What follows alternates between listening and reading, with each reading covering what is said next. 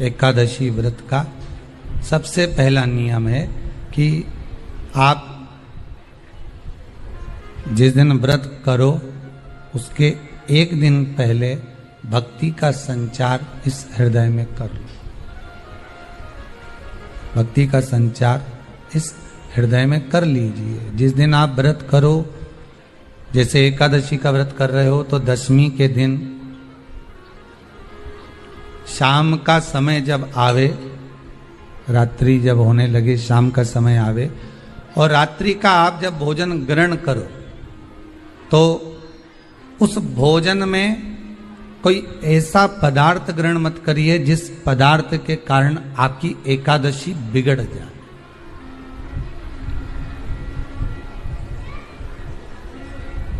कोई बेकार भोजन हमें ग्रहण नहीं करना, श्रेष्ठ भोजन ग्रहण करिए दशमी के। और एकादशी का दूसरा नियम बहुत ध्यान से सुनिएगा। जिस दिन आपकी एकादशी का व्रत हो उस दिन प्रयास करिएगा कि अपने हाथ से किसी भी वृक्ष की कोई पत्ती टूटे ना। अपने हाथ से किसी भी वृक्ष की, पौधे की, किसी भी वृक्ष की पत्ती अपने हाथ से ना टूटे। बहुत ध्यान दीजिएगा महाराज। एकादशी का ये दूसरा नियम है कि अपने हाथ से किसी पौधे की, किसी वृक्ष की, किसी डाली की कोई पत्ती टूटे ना, कोई पत्ती ना टूटे, इसका प्रयास करिए।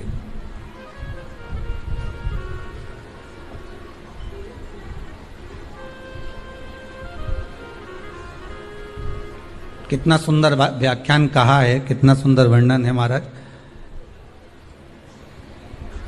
कि मात्र एकादशी का व्रत कर लेने पर, मात्र एकादशी का व्रत कर लेने पर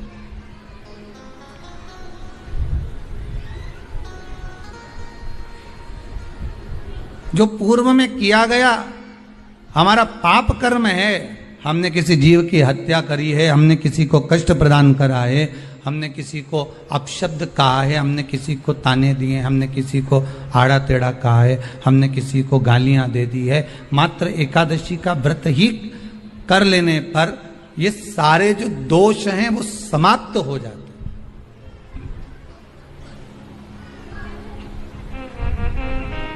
सारे दोष हमारे समाप्ति पर आ जाते हैं।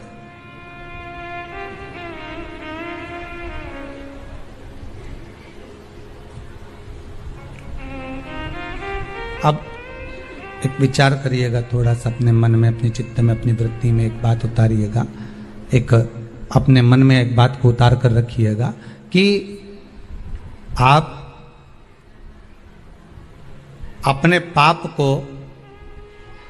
अपने पाप कर्म को जिस दिन क्षीण करने वाले हो, समाप्त करने वाले हो, अपने पाप को आप जिस दिन समाप्ति पर लेकर जा रहे हो तो उसके एक दिन पहले आपको प्रसन्नता होना चाहिए कि नहीं होना चाहिए कि कल मेरा पाप कटने वाला है, कल मेरा पाप समाप्त होने वाला है। जो मैंने पाप कर्म करा है वो समाप्त होगा, जो मैंने पाप कर्म करा है वो कल समाप्त हो जाएगा। तो एक दिन पहले आपके चेहरे पर प्रसन्नता हो कि ना हो।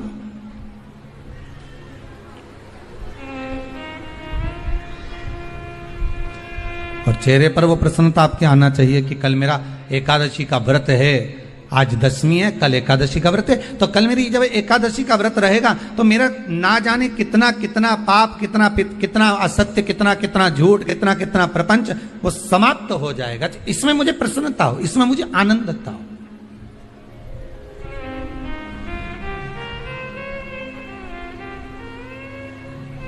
तो क्या कहा गया कि प्रयास करिएगा कि एकादशी के दिन कोई वृक्ष की, कोई डाली की, कोई कोपल की कोई पत्ती ना तोड़ी जाए। क्यों?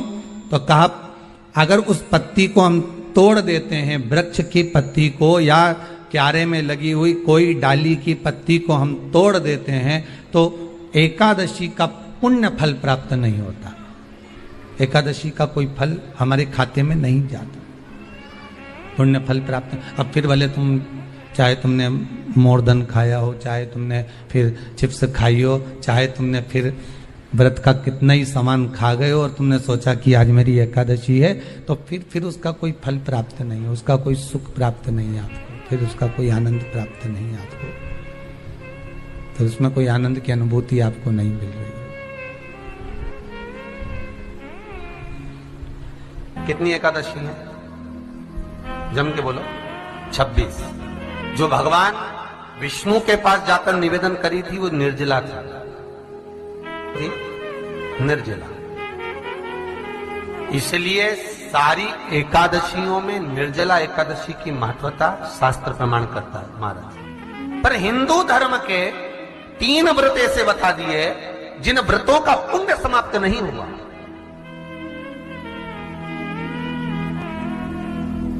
हिंदू धर्म के 3 व्रत ऐसे हो गए जिनका पुण्य समाप्त नहीं हुआ महाराज। क्यों? जिनका पुण्य प्रबलता में बढ़ता गया। पहले नंबर पर एकादशी, दूसरे नंबर पर प्रदोष और तीसरे नंबर पर शिवरात्रि। एकादशी आकर खड़ी हो गई। अब निर्जला के दिन शिव महापुराण की कथा कहती है, स्कंद पुराण कहती है कि आप वर्ष भर की एकादशी का क्रम भले ना करें, पर निर्जला एकादशी के दिन जो तुलसी हम ठाकुर जी को समर्पित करते हैं, वो तुलसी, ध्यान देना, वो तुलसी अगर मान लो आपके पास में रखी है, निर्जला एकादशी के दिन भगवान ठाकुर जी को, शालिग्राम जी को, लड्डू गोपाल जी को आपके घर में, आपके मंदिर में जो आपने भगवान को तुलसी समर्पित करी है, वो तुलसी मान लो तुम्हारे पास रखी है और कोई व्यक्ति को बहुत बहुत ज्यादा कष्ट है शरीर में, बहुत बहुत कष्ट है, थोड़ी सी वो तुलसी चढ़ी हुई ठाकुर के चरणारविंद की, आप उस जीव को दो तो सही, आधा घंटा इंतजार करो, स्वास्थ्य में अंतर आना प्रारंभ हो जाता है उस निर्जला का। क्योंकि निर्जला ऐसी एकादशी है जिसने जगत में जाकर, देवताओं के पास जाकर निवेदन करा है जग कल्याण। जितनी भी माताएं एकादशी का व्रत करती, बहुत ध्यान से सुनना आज की कथा को, शायद जिंदगी में मिली ना मिली, और ये कथा का रिश्ता तो बहुत ध्यान से सुनना। स्कंद पुराण यहां तक कहती है कि इस कथा के चरित्र को जो श्रवण कर लेता है उसको 26 एकादशी करना भी नहीं पड़ती। इस एकादशी की केवल ये कथा सुनकर ही वो तर जाता है। बहुत ध्यान से सुनना इसको, कथा को। एकादशी के दिन जब आप जल शंकर को चढ़ाने तो रोज ही जाते हैं, जब एकादशी का दिन रहे और शंकर जी के मंदिर में आप जल समर्पित करें तो 3 बार मुख से स्वधा स्वधा स्वधा या स्वधा स्तोत्र का पाठ, जिसमें 12 श्लोक, 2-4 हैं। पैसा तो आ रहा है और घर में टिक नहीं रहा, डॉक्टर में, पुलिस में, एक्सीडेंट आदि में, कहीं गलत जगह पर, व्यसन में अगर पैसा जा रहा है, जुए में, मांसाहार, मदिरा पान, या कहीं आया पैसा आने में कमी नहीं, आ रहा है पर टिक नहीं रहा, रुक नहीं रहा, कोई मांगने आ गया, दे दिया, फिर वहां से अपने पास नहीं आ रहा, अपन कह रहे हैं भैया हमारा पैसा लौटा दो, नहीं आ रहा। तो महाराज शिव महापुराण की कथा कहती है एकादशी के दिन गंगा के जल में मात्र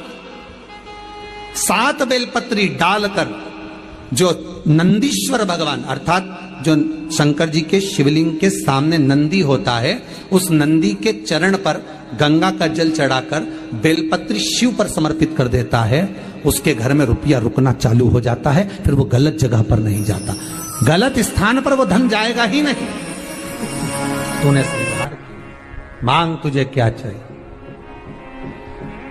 एकादशी ने भगवान विष्णु से कहा, नाथ प्रभु वर दे दो, मृत्यु लोक में जो मनुष्य मेरा व्रत करेगा, चाहे जलचर, थलचर, वायुचर या सांसारिक मनुष्य, मेरा अगर एकादशी का व्रत करेगा, प्रभु उसके यहां धन धान्य वैभव सुख संपदा बढ़ेगी और उस जीवात्मा को नरक नहीं भोगना पड़ेगा, सीधे वैकुंठ का उसको वास मिलेगा।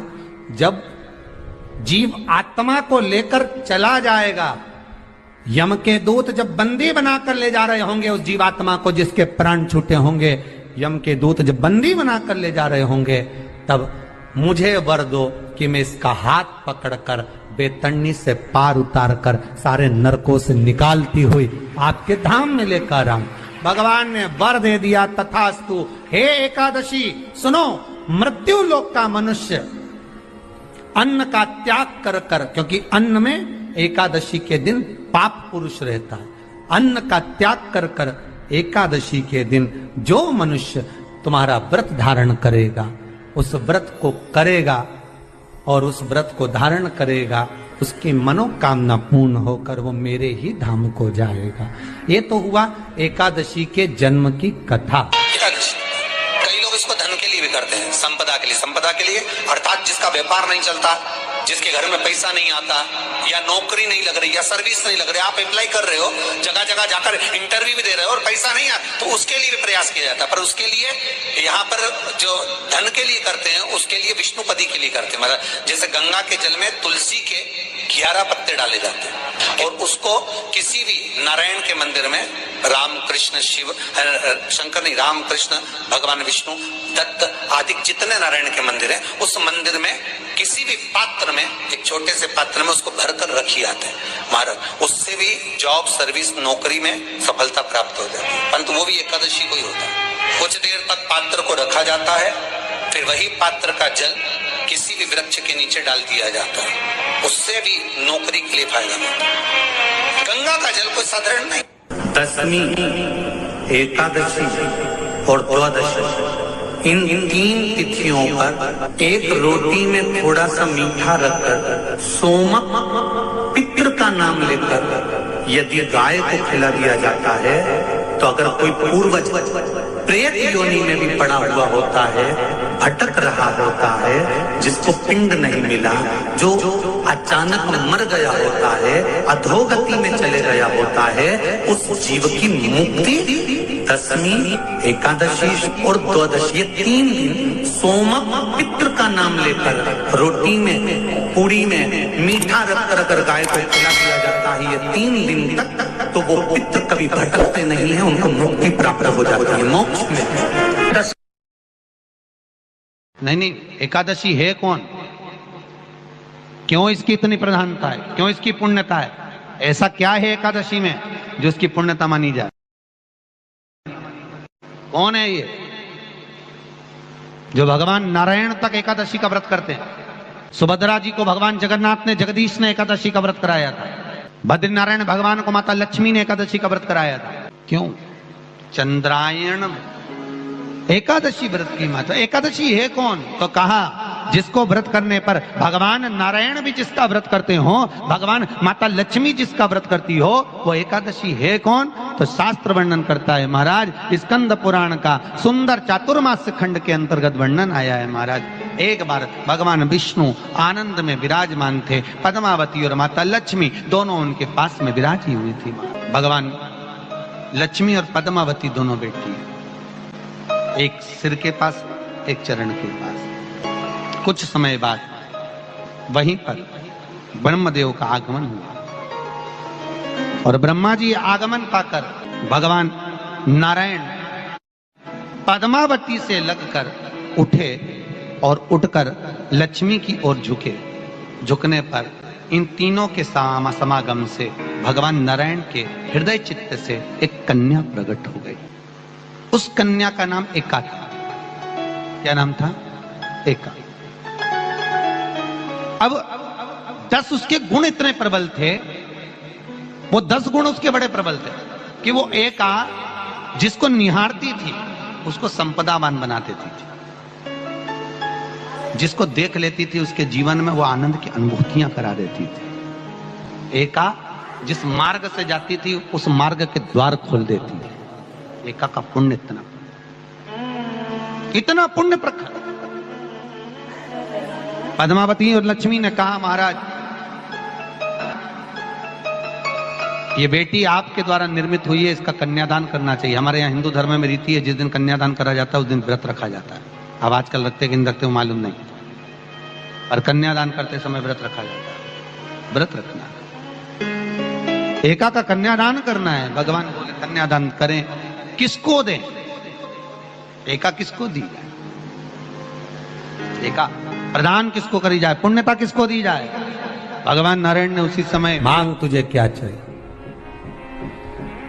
एकादशी ने भगवान विष्णु से कहा, नाथ प्रभु वर दे दो, मृत्यु लोक में जो मनुष्य मेरा व्रत करेगा, चाहे जलचर, थलचर, वायुचर या सांसारिक मनुष्य, मेरा अगर एकादशी का व्रत करेगा, प्रभु उसके यहां धन धान्य वैभव सुख संपदा बढ़ेगी और उस जीवात्मा को नरक नहीं भोगना पड़ेगा, सीधे वैकुंठ का उसको वास मिलेगा।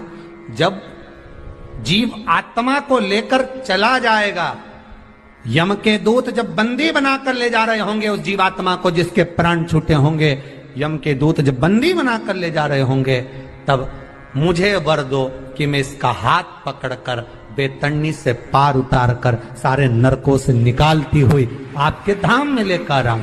भगवान ने वर दे दिया, तथास्तु। हे एकादशी सुनो, मृत्यु लोक का मनुष्य अन्न का त्याग कर कर, क्योंकि अन्न में एकादशी के दिन पाप पुरुष रहता है, अन्न का त्याग कर कर एकादशी के दिन जो मनुष्य तुम्हारा व्रत धारण करेगा, उस व्रत को करेगा और उस व्रत को धारण करेगा, उसकी मनोकामना पूर्ण होकर वो मेरे ही धाम को जाएगा।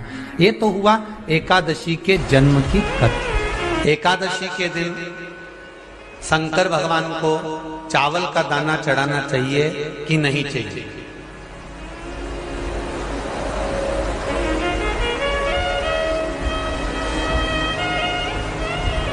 अब बोलो तेरा क्या होगा रे कालिया? है? चलो ठीक है। बीमार व्यक्ति से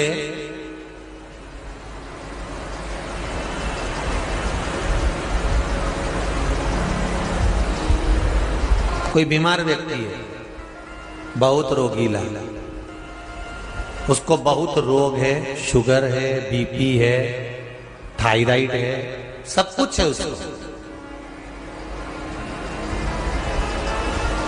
और वो रोगीला व्यक्ति जब डॉक्टर के पास जाकर पूछे, डॉक्टर साहब मेरी तबीयत ठीक नहीं रहती है, मैं बहुत कष्ट में रहती हूँ, बहुत तकलीफ है शरीर में,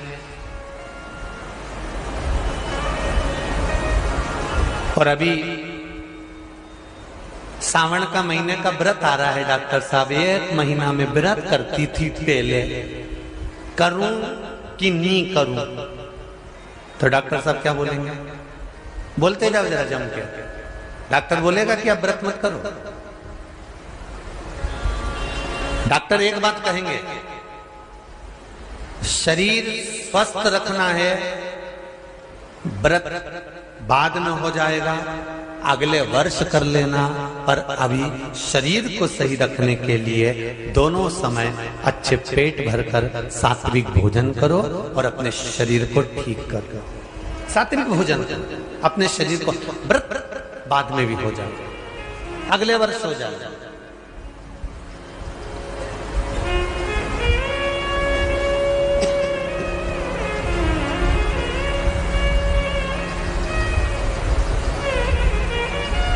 अभी तुम थोड़ा सवेरे 2 बिस्कुट ले लिया करो, सुबह नाश्ता ले लिया करो, भोजन ले लिया करो, फिर दोपहर में कुछ हल्का फुल्का लेकर थोड़ी थोड़ी देर में खाते रहना चाहिए। हो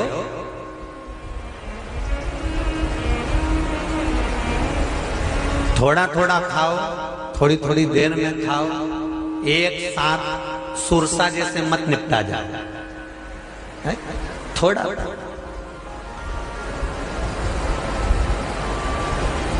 ज्यादा खाओगे और ज्यादा कमाओगे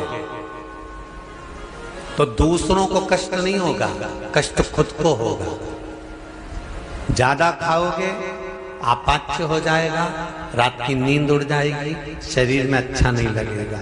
ज्यादा कमाओगे, रात की नींद उड़ जाएगी, दुनिया की दृष्टि तुम पर पड़ जाएगी और तुम्हारी रातों की नींद चली जाएगी। कमाओ भी उतना जितना खर्च कर सको और खाओ भी उतना जितना पचा सको। अति सर्वस्व वर्जक। डॉक्टर कहेंगे ये तुम्हारा व्रत जो है ना अगले साल कर लेना, इस साल मत करिए, इस साल तो आराम से भोजन वोजन करो तुम लोग, बढ़िया प्रेम से खाओ पिए। तो उसी तरह किसी ने पूछा कि चावल का दाना एकादशी पर भगवान शंकर को चढ़ा सकते, चावल का दाना शंकर जी को चढ़ाते क्यों है, पहले तो वो समझ। बेलपत्री का तो महत्व आपको बार बार बताया कि बेलपत्री शिव जी को क्यों चढ़ाई जाती है, कहीं रोग के लिए, कहीं बीमारी के लिए, कहीं किस कार्य के लिए, कहीं कोई कार्य के लिए, कहीं कोई कार्य के लिए। चावल का दाना अगर हम शंकर भगवान को चढ़ा रहे हैं तो क्यों चढ़ा रहे हैं, उसका कारण क्या है? चावल का दाना शिव को चढ़ाने का केवल एक कारण रहता है कि चावल को अक्षत कहते हैं।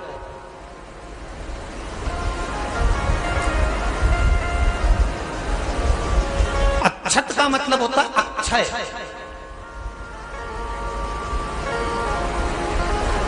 अभी हमारे यहां एक तिथि आने वाली है, अक्षय तृतीया। उसका मतलब क्या होता है? अक्षय, जिसका कभी क्षय ना हो। जब हम भगवान शंकर को चावल का दाना चढ़ाते हैं, जैसे बहुत ध्यान दीजिएगा महाराज, बहुत समझने वाली बात है, बहुत ध्यान से।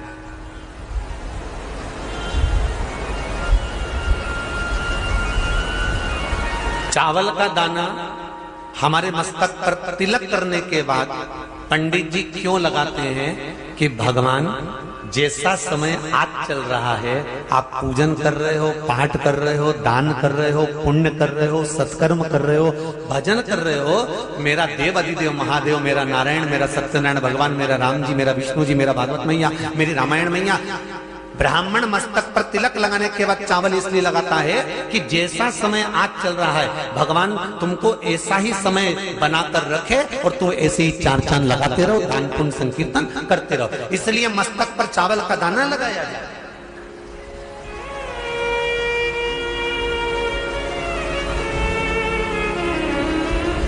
कोई मर जाता है,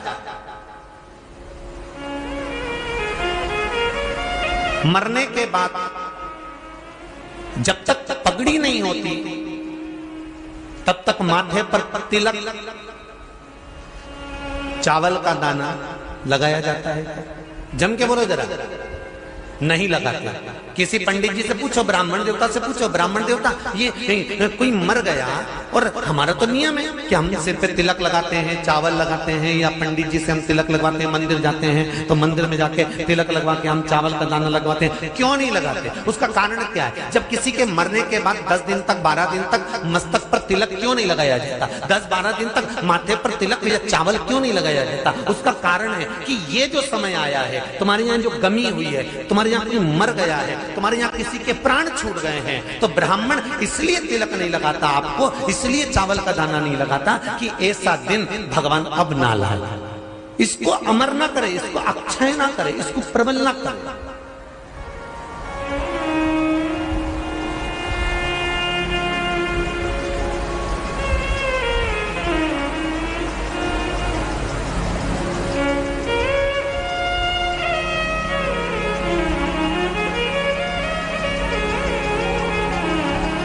और जब चावल का दाना, तो यहां शिव महापुराण की कथा करी, चावल का दाना हम शिव जी को क्यों चढ़ाते हैं, भगवान को क्यों समर्पित करते हैं, भगवान की पूजन में अक्षत क्यों समर्पित करते हैं, चावल क्यों समर्पित करते हैं, उसका कारण क्या है? तो कहा आज मैंने जब चावल का दाना आपको समर्पित करा है, जिस भाव से, जिस विश्वास से, जिस श्रद्धा से, जिस मन से मैं आपको रिझा रही हूं, हे भोलेनाथ मेरी ये मनोकामना पूर्ण कर, इसको अक्षय कर देना, इसको अमर कर देना, बस इतनी कृपा आप कर।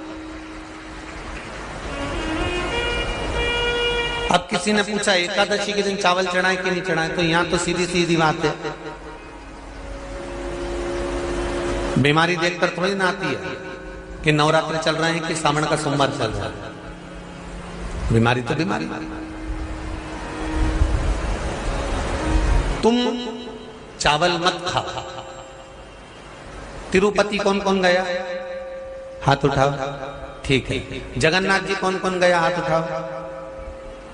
हाँ ठीक है। द्वारका जी कौन कौन गया? हाथ उठाओ। ठीक है। बद्रीनाथ कौन कौन गया? हाथ उठाओ। ठीक है। एकादशी के दिन कभी तुम बद्रीनाथ चले जाओ, एकादशी के दिन तुम द्वारका चले जाओ, एकादशी के दिन तुम तिरुपति चले जाओ, एकादशी के दिन तुम जगन्नाथ चले जाओ, एकादशी के दिन तुम्हारी मर्जी पड़े भगवान के किसी धाम में चले जाओ और भगवान को भोग लगाओ और उनकी थाली को झांक कर देखना, उसमें चावल जरूर मिलेगा। उसमें ऐसा नहीं है कि चावल नहीं मिलेगा। बद्री नारायण में भगवान को चावल का भोग लगा हुआ मिलेगा, द्वारका में चावल का भोग लगा हुआ मिलेगा, आपको जगन्नाथ में चावल का भोग लगा हुआ मिलेगा, तिरुपति में मिलेगा, द्वारकाधीश में मिलेगा, नाथद्वारा में मिलेगा, सांवरिया सेठ में मिलेगा, काकरोली जी में मिलेगा। आप जहां जाओगे वहां पर एकादशी के दिन भगवान को चावल आएगा, क्योंकि भगवान के लिए परहेज नहीं है। जो काम में डूबा हुआ है, जो आसक्ति में डूबा हुआ है, जो लोभ में डूबा हुआ है, जो वासनाओं में डूबा हुआ है, जो तृष्णा में डूबा हुआ है और जो माता के गर्भ से जन्म लिया, एकादशी के दिन चावल उसको नहीं खाना। अब हमारे यहां तो कहावत में कहते हैं, राम जी की जब स्तुति गाते हैं तो कहते हैं, भय प्रगट। आती है आप लोगों को? एक लाइन तो आती होगी, गाओ जरा। भय प्रगट दीन कौशल्या। अब रामचरितमानस में कहा भय प्रगट कृपाला। प्रगट मतलब एकदम सामने आ गए। यहां लिखा है पेदा भय लाला।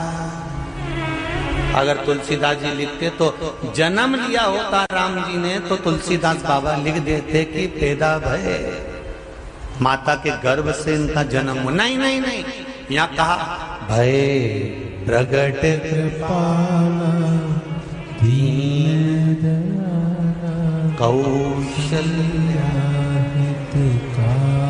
यहाँ प्रगट भय।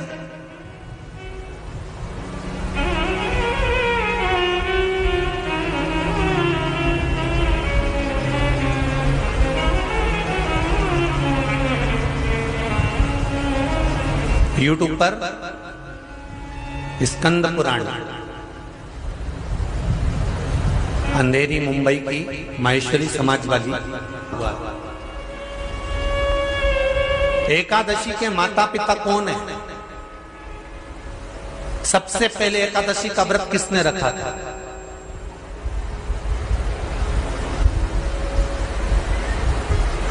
एकादशी का जन्म स्थान कहां है? दुनिया के लोग बहुत प्रश्न करते हैं, राम जी अयोध्या में हुए थे, भगवान कृष्ण मथुरा में हुए थे, तो एकादशी कहां हुई थी? तो उसको बताना तो पड़ेगा कहां हुई थी।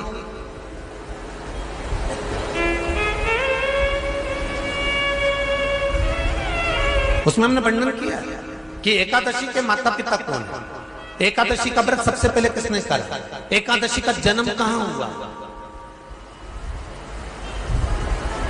एकादशी को क्यों चावल नहीं खाते, एकादशी के दूसरे दिन चावल का दाना खाना क्यों जरूरी है।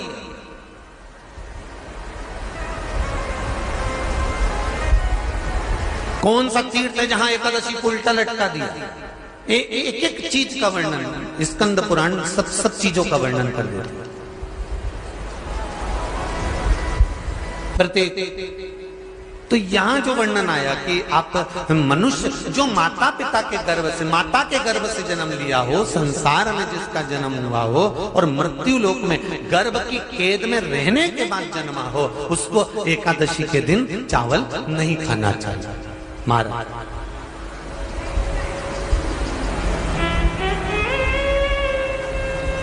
पर यहां शास्त्र ये नहीं कहता कि भगवान को चावल नहीं चढ़ाना चाहिए।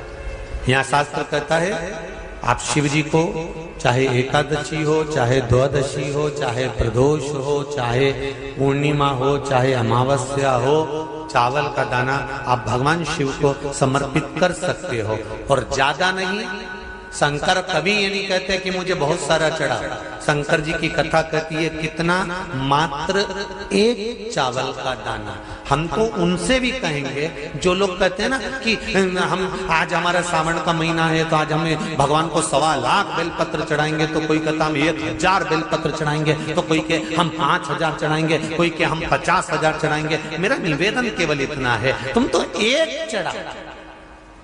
और ये भी जरूरी नहीं है एक बेलपत्र भी कब चढ़ाई जाती है शंकर भगवान को, जब तुमने किसी एक बेलपत्र का पेड़ लगाया होगा और वो पेड़ बड़ा हो गया होगा, तब तुम हकदार बनते हो कि किसी के पेड़ की बेलपत्र तोड़कर शिव को चढ़ाई जाए।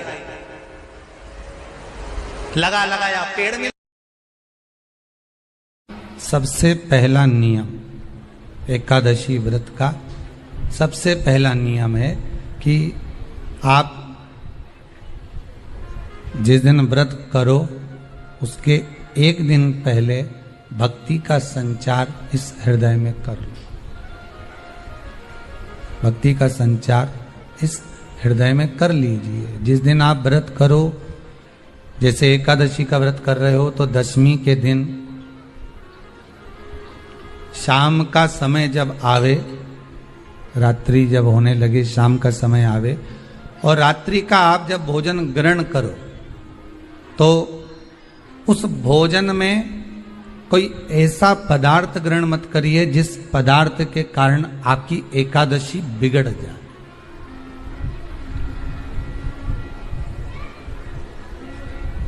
कोई बेकार भोजन हमें ग्रहण नहीं करना, श्रेष्ठ भोजन ग्रहण करिए दशमी के। और एकादशी का दूसरा नियम बहुत ध्यान से सुनिएगा। जिस दिन आपकी एकादशी का व्रत हो उस दिन प्रयास करिएगा कि अपने हाथ से किसी भी वृक्ष की कोई पत्ती टूटे ना। अपने हाथ से किसी भी वृक्ष की, पौधे की, किसी भी वृक्ष की पत्ती अपने हाथ से ना टूटे। बहुत ध्यान दीजिएगा महाराज। एकादशी का ये दूसरा नियम है कि अपने हाथ से किसी पौधे की, किसी वृक्ष की, किसी डाली की कोई पत्ती टूटे ना, कोई पत्ती ना टूटे, इसका प्रयास करिए।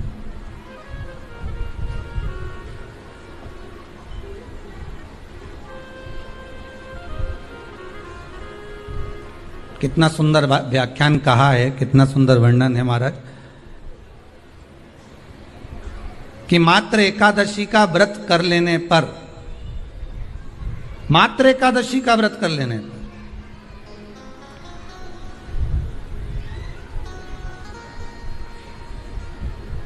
जो पूर्व में किया गया हमारा पाप कर्म है, हमने किसी जीव की हत्या करी है, हमने किसी को कष्ट प्रदान करा है, हमने किसी को अपशब्द कहा है, हमने किसी को ताने दिए, हमने किसी को आड़ा टेढ़ा कहा है, हमने किसी को गालियां दे दी है, मात्र एकादशी का व्रत ही कर लेने पर ये सारे जो दोष हैं वो समाप्त हो जाते।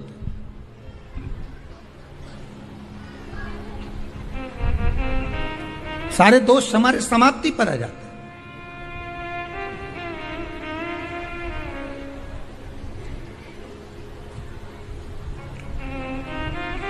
अब एक विचार करिएगा थोड़ा सा अपने मन में, अपने चित्त में, अपनी वृत्ति में एक बात उतारिएगा।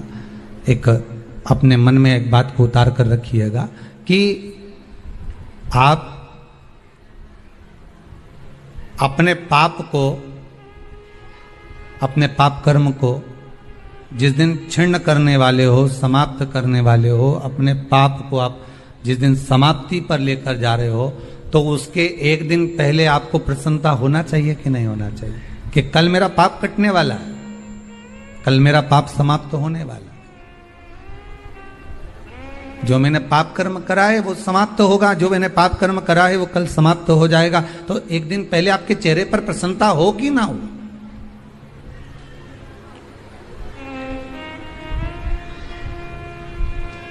और चेहरे पर वो प्रसन्नता आपके आना चाहिए कि कल मेरा एकादशी का व्रत है, आज दशमी है, कल एकादशी का व्रत है, तो कल मेरी जब एकादशी का व्रत रहेगा तो मेरा ना जाने कितना कितना पाप, कितना असत्य, कितना झूठ, कितना प्रपंच वो समाप्त हो जाएगा। इसमें मुझे प्रसन्नता हो, इसमें मुझे आनंदता हो।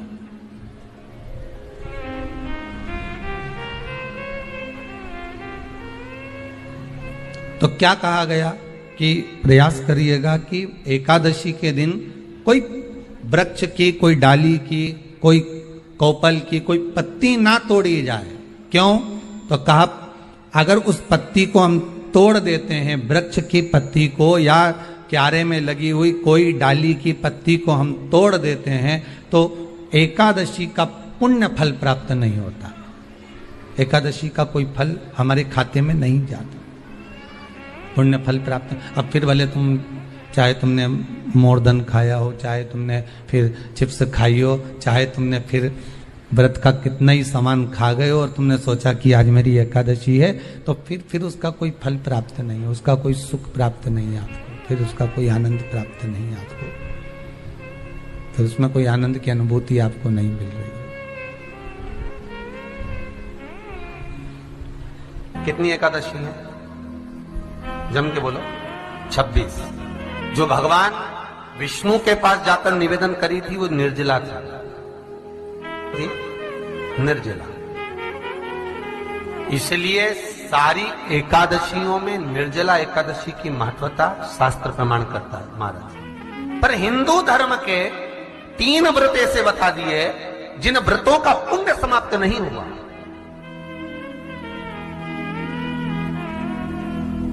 हिंदू धर्म के 3 व्रत ऐसे हो गए जिनका पुण्य समाप्त नहीं हुआ महाराज। क्यों? जिनका पुण्य प्रबलता में बढ़ता गया। पहले नंबर पर एकादशी, दूसरे नंबर पर प्रदोष और तीसरे नंबर पर शिवरात्रि। एकादशी आकर खड़ी। अब निर्जला के दिन शिव महापुराण की कथा कहती है, स्कंद पुराण कहती है कि आप वर्ष भर की एकादशी का क्रम भले ना करें, पर निर्जला एकादशी के दिन जो तुलसी हम ठाकुर जी को समर्पित करते हैं, वो तुलसी, ध्यान देना, वो तुलसी अगर मान लो आपके पास में रखी है, निर्जला एकादशी के दिन भगवान ठाकुर जी को, शालिग्राम जी को, लड्डू गोपाल जी को आपके घर में, आपके मंदिर में जो आपने भगवान को तुलसी समर्पित करी है, वो तुलसी मान लो तुम्हारे पास रखी है और कोई व्यक्ति को बहुत ज्यादा कष्ट है शरीर में, बहुत कष्ट है, थोड़ी सी वो तुलसी चढ़ी हुई ठाकुर के चरणारविंद की, आप उस जीव को धो तो सही, आधा घंटा इंतजार करो, स्वास्थ्य में अंतर आना प्रारंभ हो जाता है उस निर्जला का। क्योंकि निर्जला ऐसी एकादशी है जिसने जगत में जाकर, देवताओं के पास जाकर निवेदन करा है जग कल्याण। जितनी भी माताएं एकादशी का व्रत करती, बहुत ध्यान से सुनना आज की कथा को, शायद जिंदगी में मिली ना मिली, और ये कथा का रिश्ता तो बहुत ध्यान से सुनना। स्कंद पुराण यहां तक कहती है कि इस कथा के चरित्र को जो श्रवण कर लेता है उसको 26 एकादशी करना भी नहीं पड़ती। इस एकादशी की केवल ये कथा सुनकर ही वो तर जाता है। बहुत ध्यान से सुनना इसको, कथा को। एकादशी के दिन जब आप जल शंकर को चढ़ाने तो रोज ही जाते, जब एकादशी का दिन रहे और शंकर जी के मंदिर में आप जल समर्पित करें तो 3 बार मुख से स्वधा स्वधा स्वधा या स्वधा स्तोत्र का पाठ, जिसमें 12 श्लोक, 2-4 हैं। पैसा तो आ रहा है पर घर में टिक नहीं रहा। डॉक्टर में, पुलिस में, एक्सीडेंट आदि में, कहीं गलत जगह पर, व्यसन में अगर पैसा जा रहा है, जुए में, मांसाहार, मदिरा पान, या कहीं आया पैसा आने में कमी नहीं, आ रहा है पर टिक नहीं रहा, रुक नहीं रहा। कोई मांगने आ गया, दे दिया, फिर वहां से अपने पास नहीं आ रहा, अपन कह रहे हैं भैया हमारा पैसा लौटा दो, नहीं आ रहा। तो महाराज शिव महापुराण की कथा कहती है एकादशी के दिन गंगा के जल में मात्र 7 बेलपत्री डालकर जो नंदीश्वर भगवान, अर्थात जो शंकर जी के शिवलिंग के सामने नंदी होता है, उस नंदी के चरण पर गंगा का जल चढ़ाकर बेलपत्री शिव पर समर्पित कर देता है, उसके घर में रुपया रुकना चालू हो जाता है, फिर वो गलत जगह पर नहीं जाता, गलत स्थान पर वो धन जाएगा ही नहीं। तूने स्वीकार किया, मांग तुझे क्या चाहिए।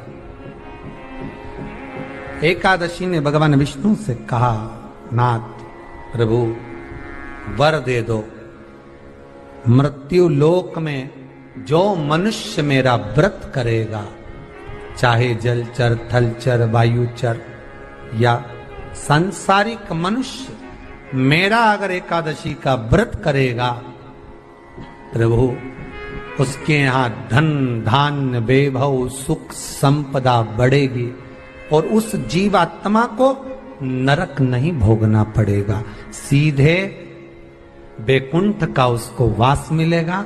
जब जीव आत्मा को लेकर चला जाएगा, यम के दूत जब बंदी बनाकर ले जा रहे होंगे उस जीवात्मा को जिसके प्राण छूटे होंगे, यम के दूत जब बंदी बनाकर ले जा रहे होंगे, तब मुझे वर दो कि मैं इसका हाथ पकड़कर बेतन्नी से पार उतार कर सारे नरकों से निकालती हुई आपके धाम में लेकर आऊं।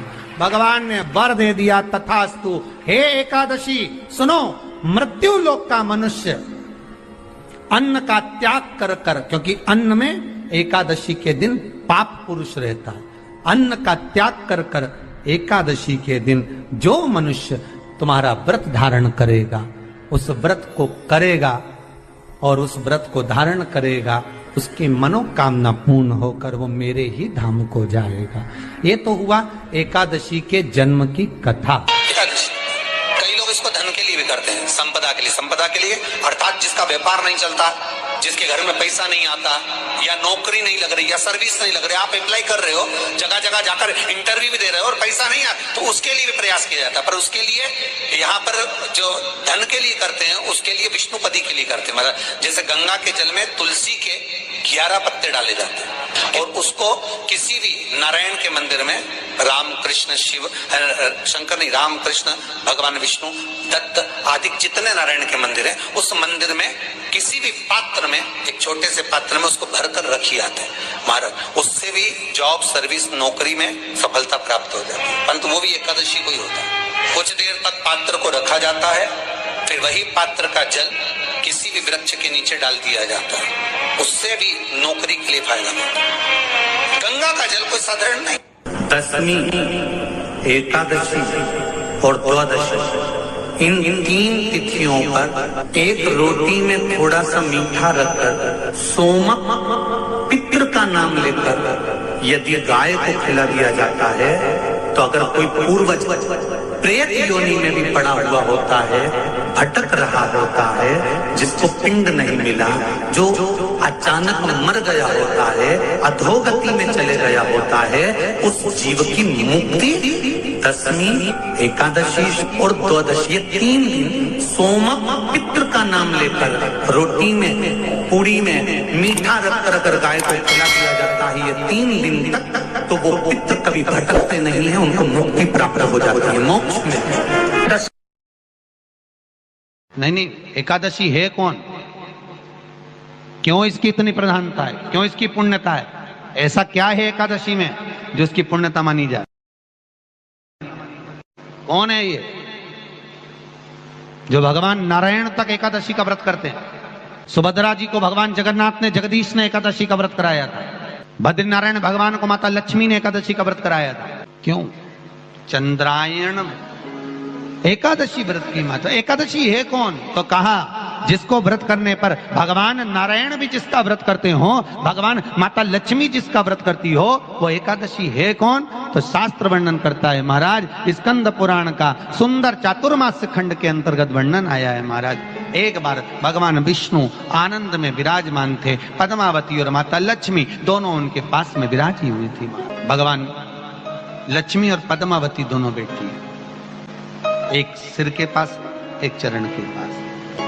कुछ समय बाद वहीं पर ब्रह्मदेव का आगमन हुआ और ब्रह्मा जी आगमन पाकर भगवान नारायण पद्मावती से लगकर उठे और उठकर लक्ष्मी की ओर झुके। झुकने पर इन तीनों के समागम से भगवान नारायण के हृदय चित्त से एक कन्या प्रकट हो गई। उस कन्या का नाम एका था। क्या नाम था? एका।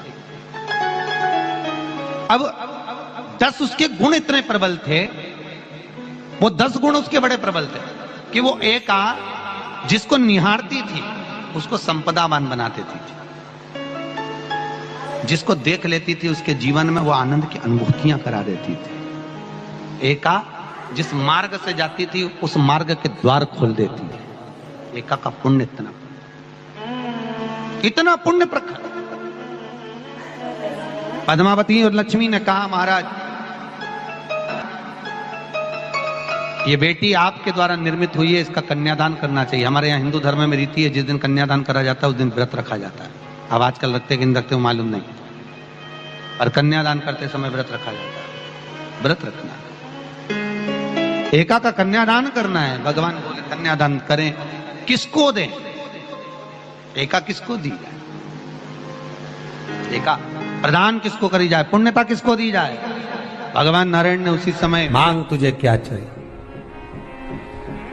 एकादशी ने भगवान विष्णु से कहा, नाथ प्रभु वर दे दो, मृत्यु लोक में जो मनुष्य मेरा व्रत करेगा, चाहे जलचर, थलचर, वायुचर या सांसारिक मनुष्य, मेरा अगर एकादशी का व्रत करेगा, प्रभु उसके यहां धन धान्य वैभव सुख संपदा बढ़ेगी और उस जीवात्मा को नरक नहीं भोगना पड़ेगा, सीधे बैकुंठ का उसको वास मिलेगा।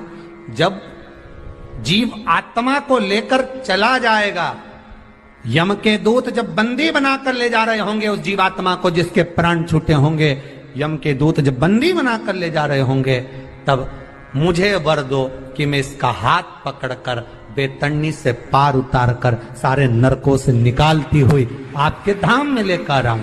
भगवान ने वर दे दिया, तथास्तु। हे एकादशी सुनो, मृत्यु लोक का मनुष्य अन्न का त्याग कर कर, क्योंकि अन्न में एकादशी के दिन पाप पुरुष रहता है, अन्न का त्याग कर कर एकादशी के दिन जो मनुष्य तुम्हारा व्रत धारण करेगा, उस व्रत को करेगा और उस व्रत को धारण करेगा, उसकी मनोकामना पूर्ण होकर वो मेरे ही धाम को जाएगा।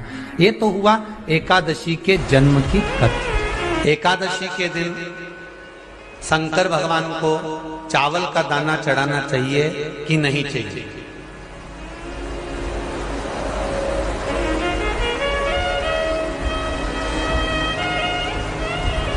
अब बोलो तेरा क्या होगा रे कालिया?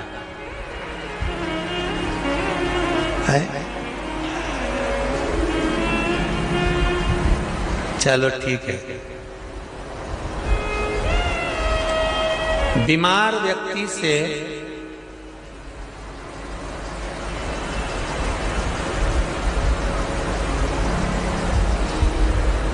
कोई बीमार व्यक्ति है, बहुत रोगीला, उसको बहुत रोग है, शुगर है, बीपी है, थायराइड है, सब कुछ है उसको, और वो रोगीला व्यक्ति जब डॉक्टर के पास जाकर पूछे, डॉक्टर साहब मेरी तबीयत ठीक नहीं रहती है, मैं बहुत कष्ट में रहती हूँ, बहुत तकलीफ है शरीर में, और अभी सावन का महीने का व्रत आ रहा है डॉक्टर साहब, 1 महीना में व्रत करती थी पहले, करूं कि नहीं करूं? तो डॉक्टर साहब क्या बोलेंगे? बोलते जाओ जरा जम के। डॉक्टर बोलेगा कि आप व्रत मत करो। डॉक्टर एक बात कहेंगे, शरीर स्वस्थ रखना है, व्रत बाद में हो जाएगा, अगले वर्ष कर लेना, पर अभी शरीर को सही रखने के लिए दोनों समय अच्छे पेट भरकर सात्विक भोजन करो और अपने शरीर को ठीक करो। सात्विक भोजन, अपने शरीर को, व्रत बाद में भी हो जाए, अगले वर्ष हो जाए।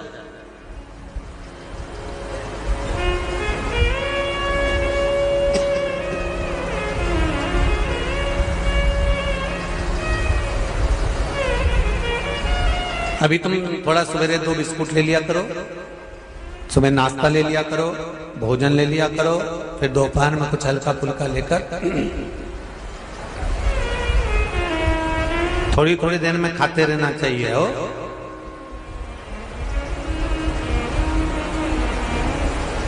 थोड़ा थोड़ा खाओ, थोड़ी थोड़ी देर में खाओ, एक साथ सुरसा जैसे मत निपटा जाए, थोड़ा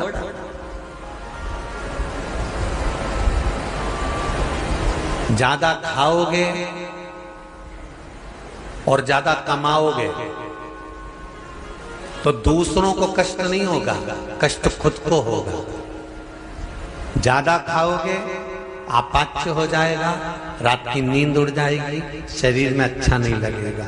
ज्यादा कमाओगे रात की नींद उड़ जाएगी, दुनिया की दृष्टि तुम पर पड़ जाएगी और तुम्हारी रातों की नींद चली जाएगी। कमाओ भी उतना जितना खर्च कर सको और खाओ भी उतना जितना पचा सको। अति सर्वस्व वर्जक। डॉक्टर कहेंगे अभी ये तुम्हारा व्रत जो है ना अगले साल कर लेना, इस साल मत करिए, इस साल तो आराम से भोजन वोजन करो तुम लोग, बढ़िया प्रेम से खाओ पियो। तो उसी तरह किसी ने पूछा कि चावल का दाना एकादशी पर भगवान शंकर को चढ़ा सकते हैं, चावल का दाना शंकर जी को चढ़ाते क्यों है पहले तो वो समझ। बेलपत्री का तो महत्व आपको बार बार बताया कि बेलपत्री शिव जी को क्यों चढ़ाई जाती है, कहीं रोग के लिए, कहीं बीमारी के लिए, कहीं किस कार्य के लिए, कहीं कोई कार्य के लिए, कहीं कोई कार्य के लिए। चावल का दाना अगर हम शंकर भगवान को चढ़ा रहे हैं तो क्यों चढ़ा रहे हैं, उसका कारण क्या है। चावल का दाना शिव को चढ़ाने का केवल एक कारण रहता है कि चावल को अक्षत कहते हैं।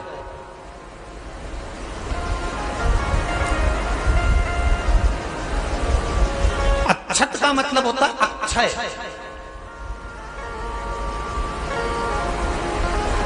अभी हमारे यहां एक तिथि आने वाली है अक्षय तृतीया। उसका मतलब क्या होता है, अक्षय जिसका कभी क्षय ना हो। जब हम भगवान शंकर को चावल का दाना चढ़ाते हैं, जैसे बहुत ध्यान दीजिएगा महाराज, बहुत समझने वाली बात है, बहुत ध्यान से।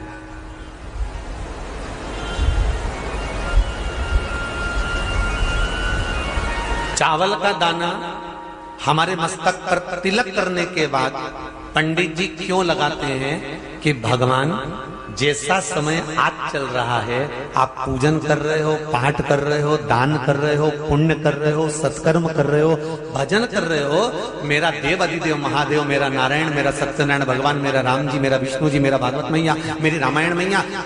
ब्राह्मण मस्तक पर तिलक लगाने के बाद चावल इसलिए लगाता है कि जैसा समय आज चल रहा है भगवान तुमको ऐसा ही समय बनाकर रखे और तुम ऐसे ही चार चांद लगाते रहो, दान पुण्य संकीर्तन करते रहो, इसलिए मस्तक पर चावल का दाना लगाया जाए।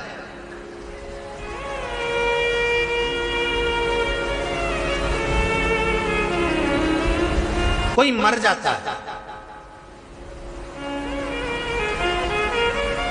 मरने के बाद जब तक पगड़ी नहीं होती तब तक माथे पर तिलक चावल का दाना लगाया जाता है। जम के बोलो जरा, नहीं लगाते। किसी पंडित जी से पूछो, ब्राह्मण देवता से पूछो, ब्राह्मण देवता ये कोई मर गया और हमारा तो नियम है कि हम सिर पे तिलक लगाते हैं, चावल लगाते हैं, या पंडित जी से हम तिलक लगवाते हैं, मंदिर जाते हैं तो मंदिर में जाके तिलक लगवा के हम चावल का दाना लगवाते हैं, क्यों नहीं लगाते? उसका कारण क्या है? जब किसी के मरने के बाद 10 दिन तक 12 दिन तक मस्तक पर तिलक क्यों नहीं लगाया जाता, 10-12 दिन तक माथे पर तिलक या चावल क्यों नहीं लगाया जाता? उसका कारण है कि ये जो समय आया है, तुम्हारे यहाँ जो गमी हुई है, तुम्हारे यहाँ कोई मर गया है, तुम्हारे यहाँ किसी के प्राण छूट गए हैं, तो ब्राह्मण इसलिए तिलक नहीं लगाता आपको, इसलिए चावल का दाना नहीं लगाता कि ऐसा दिन भगवान अब ना लाए, इसको अमर ना करे, इसको अक्षय ना करे, इसको प्रबल ना करे।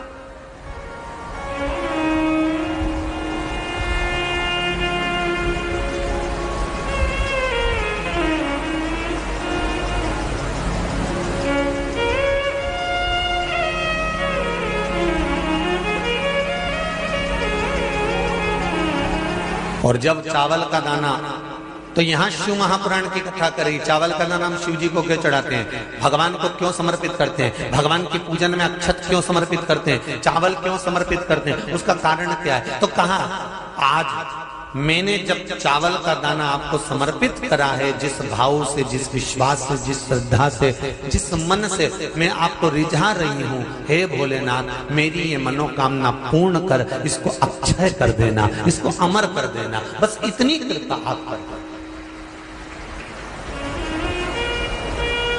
अब किसी ने पूछा एकादशी के दिन चावल चढ़ाए कि नहीं चढ़ाए, तो यहां तो सीधी सीधी बात है, बीमारी देखकर थोड़ी ना आती है कि नवरात्र चल रहे हैं कि सावन का सोमवार चल रहा है, बीमारी तो बीमारी। तुम चावल मत खाओ। तिरुपति कौन कौन गया, हाथ उठाओ, ठीक है। जगन्नाथ जी कौन कौन गया, हाथ उठाओ, हाँ ठीक है। द्वारका जी कौन कौन गया, हाथ उठाओ, ठीक है। बद्रीनाथ कौन कौन गया, हाथ उठाओ, ठीक है। एकादशी के दिन कभी तुम बद्रीनाथ चले जाओ, एकादशी के दिन तुम द्वारका चले जाओ, एकादशी के दिन तुम तिरुपति चले जाओ, एकादशी के दिन तुम जगन्नाथ चले जाओ, एकादशी के दिन तुम्हारी मर्जी पड़े भगवान के किसी धाम में चले जाओ और भगवान को भोग लगाओ और उनकी थाली को झांक कर देखना, उसमें चावल जरूर मिलेगा, उसमें ऐसा नहीं है कि चावल नहीं मिलेगा। बद्री नारायण में भगवान को चावल का भोग लगा हुआ मिलेगा, द्वारका में चावल का भोग लगा हुआ मिलेगा, आपको जगन्नाथ में चावल का भोग लगा हुआ मिलेगा, तिरुपति में मिलेगा, द्वारकाधीश में मिलेगा, नाथद्वारा में मिलेगा, सांवरिया सेठ में मिलेगा, काकरोली जी में मिलेगा। आप जहां जाओगे वहां पर एकादशी के दिन भगवान को चावल आएगा, क्योंकि भगवान के लिए परहेज नहीं है। जो काम में डूबा हुआ है, जो आसक्ति में डूबा हुआ है, जो लोभ में डूबा हुआ है, जो वासनाओं में डूबा हुआ है, जो तृष्णा में डूबा हुआ है, और जो माता के गर्भ से जन्म लिया, एकादशी के दिन चावल उसको नहीं खाना। अब हमारे यहां तो कहावत में कहते हैं, राम जी की जब स्तुति गाते हैं तो कहते हैं, भय प्रगट, आती है आप लोगों को, एक लाइन तो आती होगी, गाओ जरा। भय प्रगट दीन कौशल्या। अब रामचरितमानस में कहा भय प्रगट कृपाला, प्रगट मतलब एकदम सामने आ गए। यहां लिखा है पेदा भय लाला। अगर तुलसीदास जी लिखते तो जन्म लिया होता राम जी ने तो तुलसीदास बाबा लिख देते कि पैदा भय, माता के गर्भ से इनका जन्म। नहीं नहीं नहीं, यहाँ कहा भय प्रगट कृपाला दीन कौशल्या। यहाँ प्रगट भय,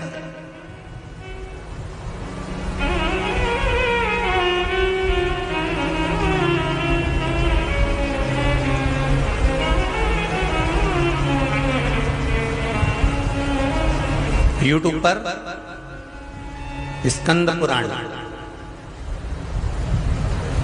अंधेरी मुंबई की माहेश्वरी समाज वाली हुआ। एकादशी के माता पिता कौन है? सबसे पहले एकादशी का व्रत किसने रखा था?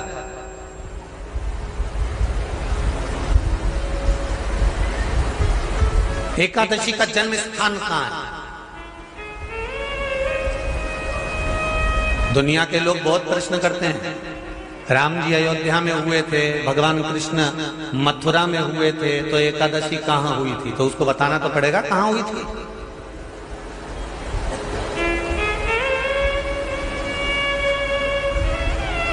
उसमें हमने वर्णन किया कि एकादशी के माता पिता कौन है, एकादशी का व्रत सबसे पहले किसने करा, एकादशी का जन्म कहां हुआ, एकादशी को क्यों चावल नहीं खाते, एकादशी के दूसरे दिन चावल का दाना खाना क्यों जरूरी है।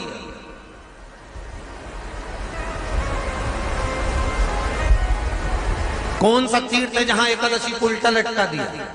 एक एक चीज का वर्णन स्कंद पुराण सब चीजों का वर्णन कर देता है। प्रत्येक। तो यहां जो वर्णन आया कि आप मनुष्य जो माता पिता के गर्भ से, माता के गर्भ से जन्म लिया हो, संसार में जिसका जन्म हुआ हो और मृत्यु लोक में गर्भ की कैद में रहने के बाद जन्मा हो, उसको एकादशी के दिन चावल नहीं खाना चाहिए। महाराज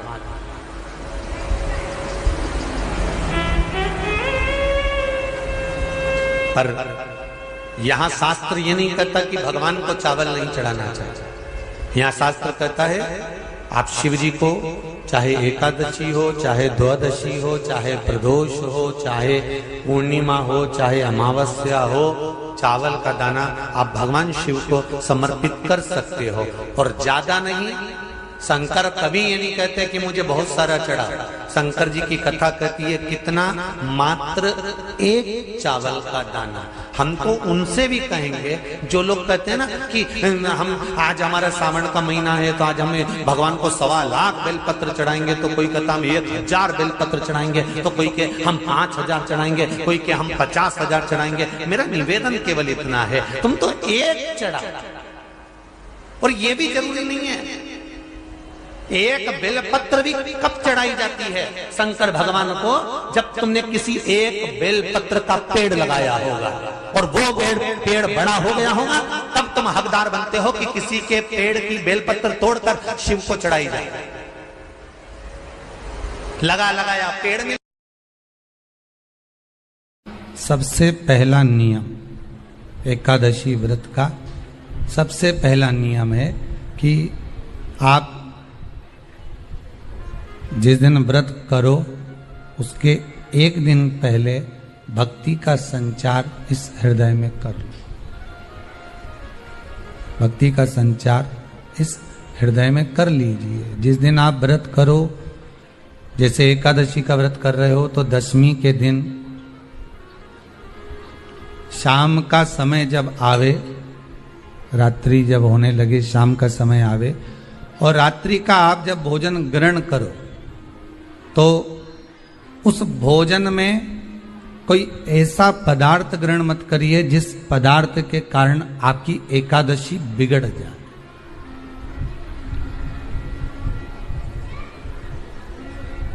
कोई बेकार भोजन हमें ग्रहण नहीं करना, श्रेष्ठ भोजन ग्रहण करिए दशमी के। और एकादशी का दूसरा नियम बहुत ध्यान से सुनिएगा। जिस दिन आपकी एकादशी का व्रत हो उस दिन प्रयास करिएगा कि अपने हाथ से किसी भी वृक्ष की कोई पत्ती टूटे ना। अपने हाथ से किसी भी वृक्ष की, पौधे की, किसी भी वृक्ष की पत्ती अपने हाथ से ना टूटे।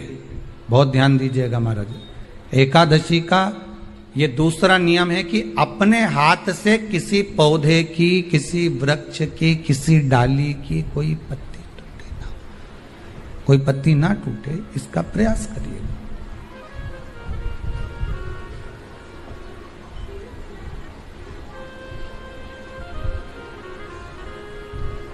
कितना सुंदर व्याख्यान कहा है, कितना सुंदर वर्णन है महाराज कि मात्र एकादशी का व्रत कर लेने पर, मात्र एकादशी का व्रत कर लेने पर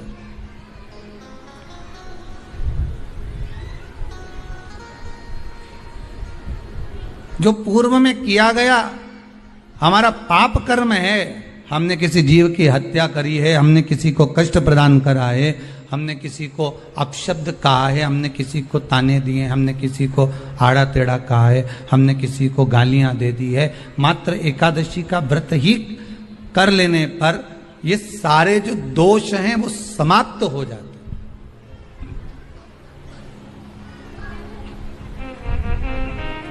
सारे दोष हमारे समाप्ति पर आ जाते हैं।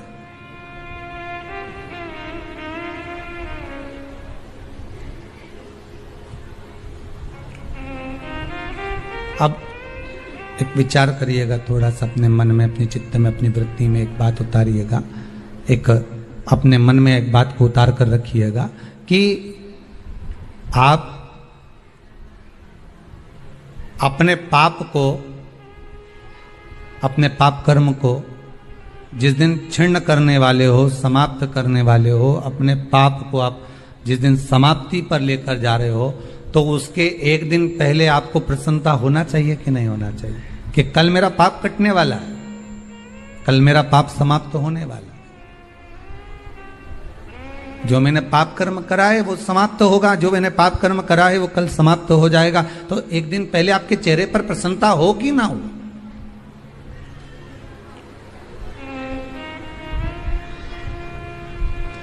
और चेहरे पर वो प्रसन्नता आपके आना चाहिए कि कल मेरा एकादशी का व्रत है, आज दशमी है, कल एकादशी का व्रत है, तो कल मेरी जब एकादशी का व्रत रहेगा तो मेरा ना जाने कितना कितना पाप, कितना असत्य, कितना झूठ, कितना प्रपंच वो समाप्त हो जाएगा। इसमें मुझे प्रसन्नता हो, इसमें मुझे आनंदता हो।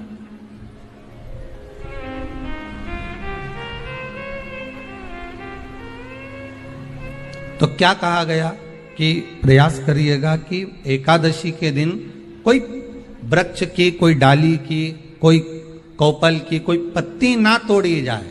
क्यों? तो कहा अगर उस पत्ती को हम तोड़ देते हैं, वृक्ष की पत्ती को या क्यारे में लगी हुई कोई डाली की पत्ती को हम तोड़ देते हैं, तो एकादशी का पुण्य फल प्राप्त नहीं होता, एकादशी का कोई फल हमारे खाते में नहीं जाता, पुण्य फल प्राप्त। अब फिर भले तुम चाहे तुमने मोरदन खाया हो, चाहे तुमने फिर चिप्स खाई हो, चाहे तुमने फिर व्रत का कितना ही सामान खा गए हो और तुमने सोचा कि आज मेरी एकादशी है, तो फिर उसका कोई फल प्राप्त नहीं है, उसका कोई सुख प्राप्त नहीं है आपको, फिर उसका कोई आनंद प्राप्त नहीं है आपको, तो उसमें कोई आनंद की अनुभूति आपको नहीं मिल रही है। कितनी एकादशी है? जम के बोलो। 26। जो भगवान विष्णु के पास जाकर निवेदन करी थी वो निर्जला थी, निर्जला। इसलिए सारी एकादशियों में निर्जला एकादशी की महत्वता शास्त्र प्रमाण करता है महाराज। पर हिंदू धर्म के 3 व्रत ऐसे बता दिए जिन व्रतों का पुण्य समाप्त नहीं हुआ।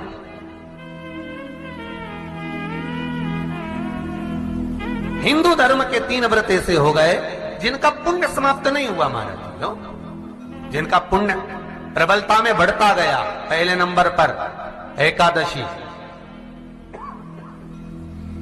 दूसरे नंबर पर प्रदोष और तीसरे नंबर पर शिवरात्रि। एकादशी आकर खड़ी हो गई। अब निर्जला के दिन शिव महापुराण की कथा कहती है, स्कंद पुराण कहती है कि आप वर्ष भर की एकादशी का क्रम भले ना करें, पर निर्जला एकादशी के दिन जो तुलसी हम ठाकुर जी को समर्पित करते हैं, वो तुलसी, ध्यान देना, वो तुलसी अगर मान लो आपके पास में रखी है, निर्जला एकादशी के दिन भगवान ठाकुर जी को, शालिग्राम जी को, लड्डू गोपाल जी को आपके घर में, आपके मंदिर में जो आपने भगवान को तुलसी समर्पित करी है, वो तुलसी मान लो तुम्हारे पास रखी है और कोई व्यक्ति को बहुत ज्यादा कष्ट है शरीर में, बहुत कष्ट है, थोड़ी सी वो तुलसी चढ़ी हुई ठाकुर के चरणारविंद की, आप उस जीव को दो तो सही, आधा घंटा इंतजार करो, स्वास्थ्य में अंतर आना प्रारंभ हो जाता है उस निर्जला का। क्योंकि निर्जला ऐसी एकादशी है जिसने जगत में जाकर, देवताओं के पास जाकर निवेदन करा है जग कल्याण। जितनी भी माताएं एकादशी का व्रत करती, बहुत ध्यान से सुनना आज की कथा को, शायद जिंदगी में मिली ना मिली, पर ये कथा का रिश्ता तो बहुत ध्यान से सुनना।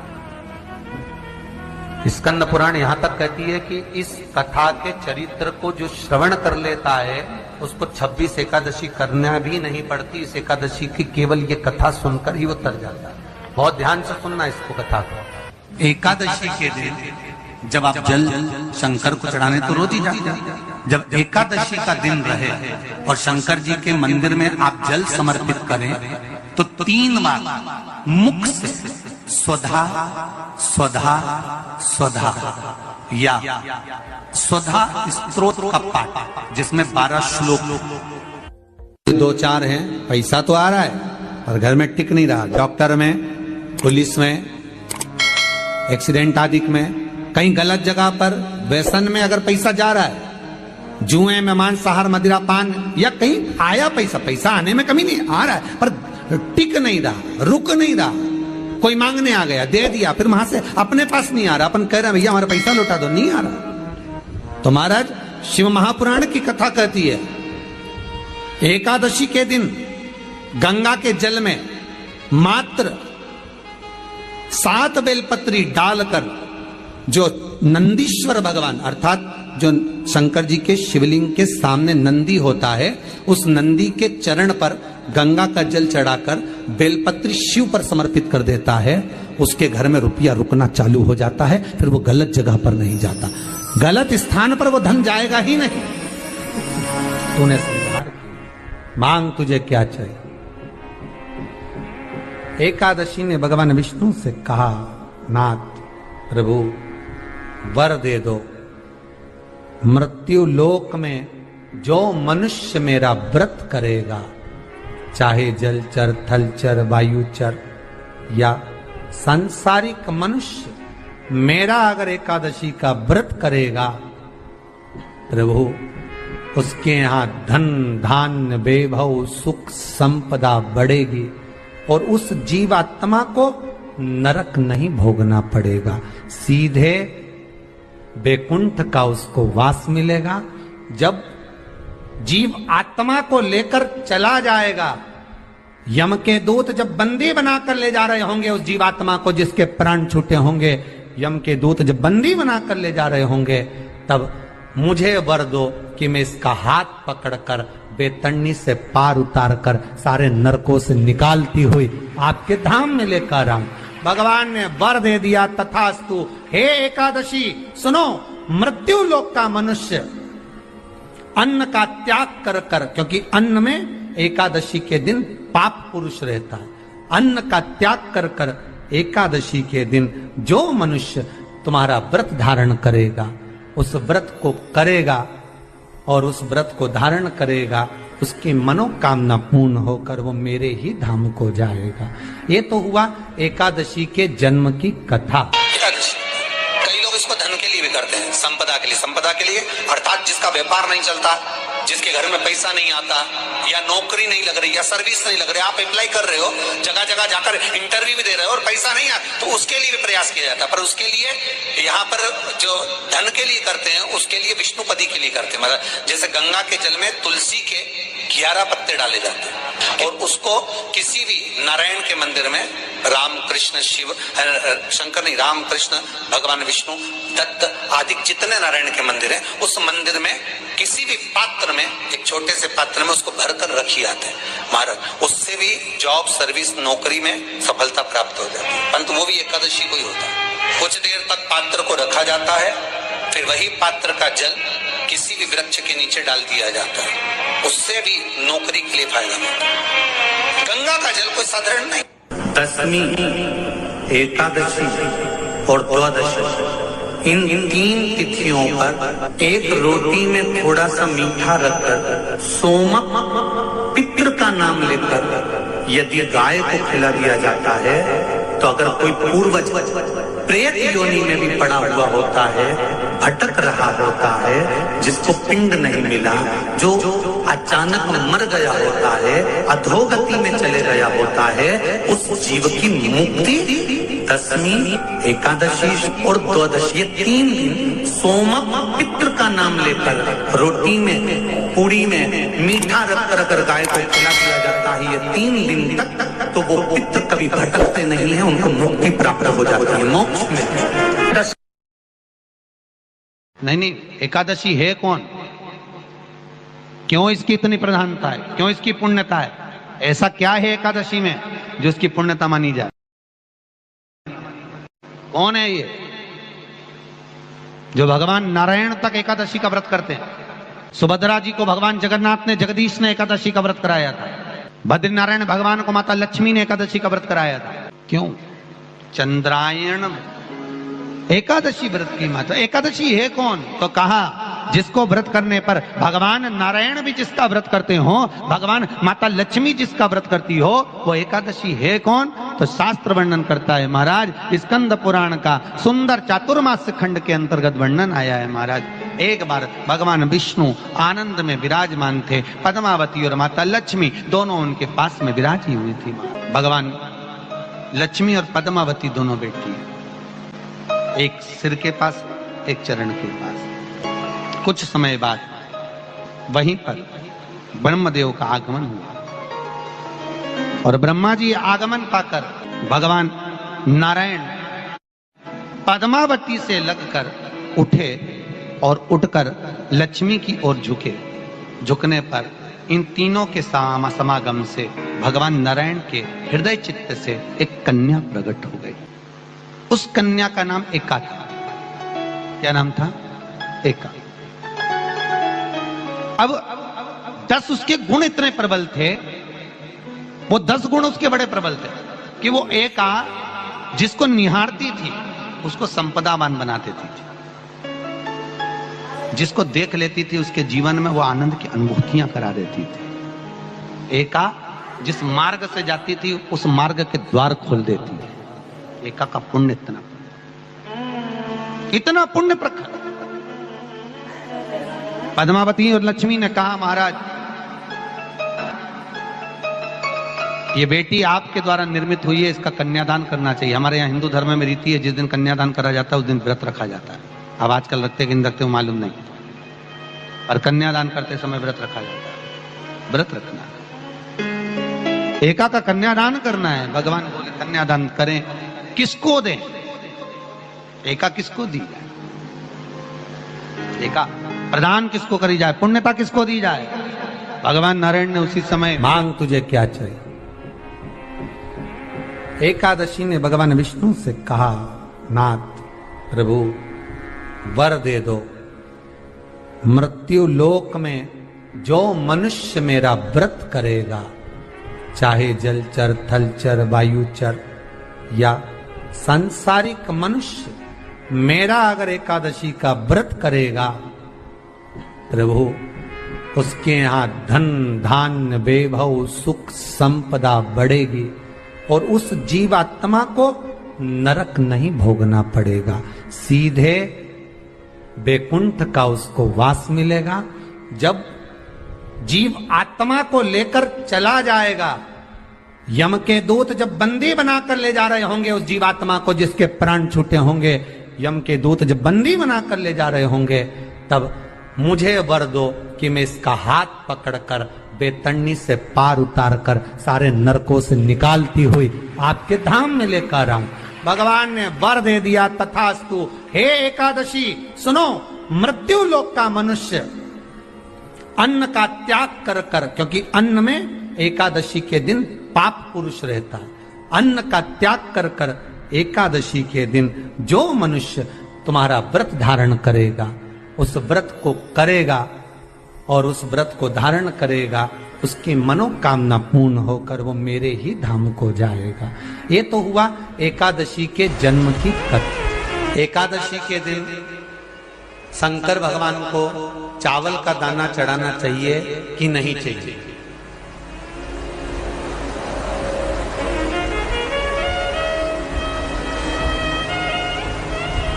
अब बोलो तेरा क्या होगा रे कालिया?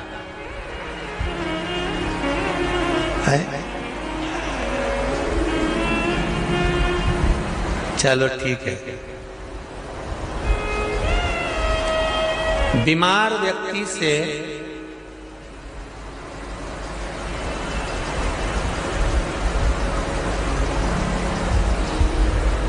कोई बीमार व्यक्ति है, बहुत रोगीला, उसको बहुत रोग है, शुगर है, बीपी है, थायराइड है, सब कुछ है उसको,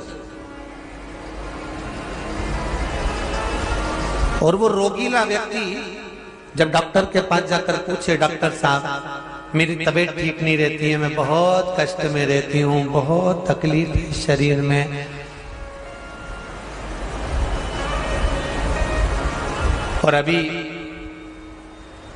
सावन का महीने का व्रत आ रहा है डॉक्टर साहब, 1 महीना में व्रत करती थी पहले, करूं कि नहीं करूं? तो डॉक्टर साहब क्या बोलेंगे? बोलते जाओ जरा जम के। डॉक्टर बोलेगा कि आप व्रत मत करो। डॉक्टर एक बात कहेंगे,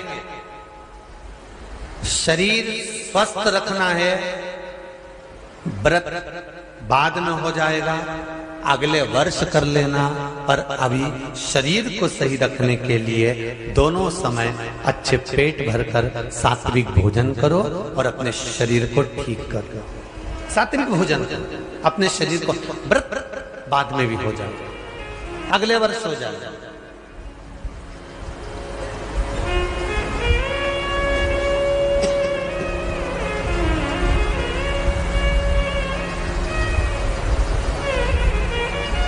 अभी तुम थोड़ा सवेरे 2 बिस्कुट ले लिया करो, सुबह नाश्ता ले लिया करो, भोजन ले लिया करो, फिर दोपहर में कुछ हल्का फुल्का लेकर थोड़ी थोड़ी देर में खाते रहना चाहिए हो।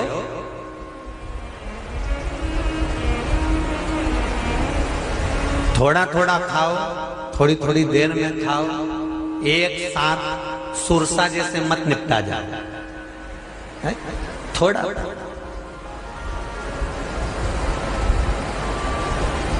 ज्यादा खाओगे और ज्यादा कमाओगे तो दूसरों को कष्ट नहीं होगा, कष्ट खुद को होगा। ज्यादा खाओगे आपाच्य हो जाएगा, रात की नींद उड़ जाएगी, शरीर में अच्छा नहीं लगेगा। ज्यादा कमाओगे, रात की नींद उड़ जाएगी, दुनिया की दृष्टि तुम पर पड़ जाएगी और तुम्हारी रातों की नींद चली जाएगी। कमाओ भी उतना जितना खर्च कर सको और खाओ भी उतना जितना पचा सको। अति सर्वस्व वर्जन। डॉक्टर कहेंगे ये तुम्हारा व्रत जो है ना अगले साल कर लेना, इस साल मत करिए, इस साल तो आराम से भोजन वोजन करो तुम लोग, बढ़िया प्रेम से खाओ पिए। तो उसी तरह किसी ने पूछा कि चावल का दाना एकादशी पर भगवान शंकर को चढ़ा सकते, चावल का दाना शंकर जी को चढ़ाते क्यों है, पहले तो वो समझ। बेलपत्री का तो महत्व आपको बार बार बताया कि बेलपत्री शिव जी को क्यों चढ़ाई जाती है, कहीं रोग के लिए, कहीं बीमारी के लिए, कहीं किस कार्य के लिए, कहीं कोई कार्य के लिए, कहीं कोई कार्य के लिए। चावल का दाना अगर हम शंकर भगवान को चढ़ा रहे तो क्यों चढ़ा रहे हैं, उसका कारण क्या है? चावल का दाना शिव को चढ़ाने का केवल एक कारण रहता है कि चावल को अक्षत कहते हैं।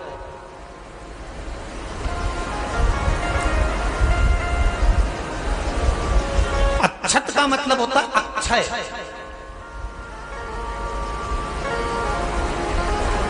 अभी हमारे यहां एक तिथि आने वाली है, अक्षय तृतीया। उसका मतलब क्या होता है? अक्षय, जिसका कभी क्षय ना हो। जब हम भगवान शंकर को चावल का दाना चढ़ाते हैं, जैसे बहुत ध्यान दीजिएगा महाराज, बहुत समझने वाली बात है, बहुत ध्यान से।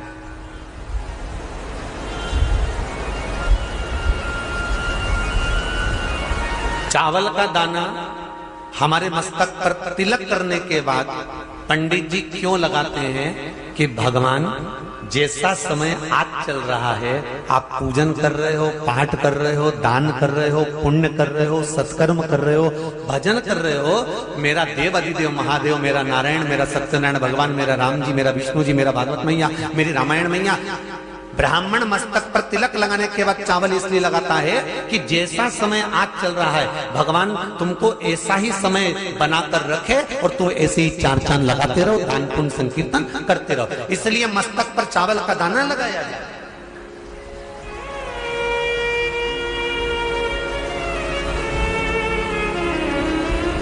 कोई मर जाता है, मरने के बाद जब तक पगड़ी नहीं होती तब तक माथे पर तिलक, चावल का दाना लगाया जाता है। जम के बोलो जरा, नहीं लगाते। किसी पंडित जी से पूछो, ब्राह्मण देवता से पूछो, ब्राह्मण देवता ये कोई मर गया, और हमारा तो नियम है कि हम सिर पे तिलक लगाते हैं, चावल लगाते हैं, या पंडित जी से हम तिलक लगवाते हैं, मंदिर जाते हैं तो मंदिर में जाके तिलक लगवा के हम चावल का दाना लगवाते हैं। क्यों नहीं लगाते? उसका कारण क्या है? जब किसी के मरने के बाद 10 दिन तक 12 दिन तक मस्तक पर तिलक क्यों नहीं लगाया जाता? 10-12 दिन तक माथे पर तिलक या चावल क्यों नहीं लगाया जाता? उसका कारण है कि ये जो समय आया है, तुम्हारे यहाँ जो गमी हुई है, तुम्हारे यहाँ कोई मर गया है, तुम्हारे यहाँ किसी के प्राण छूट गए हैं, तो ब्राह्मण इसलिए तिलक नहीं लगाता आपको, इसलिए चावल का दाना नहीं लगाता कि ऐसा दिन भगवान अब ना लाए, इसको अमर ना करे, इसको अक्षय ना करे, इसको प्रबल ना करे।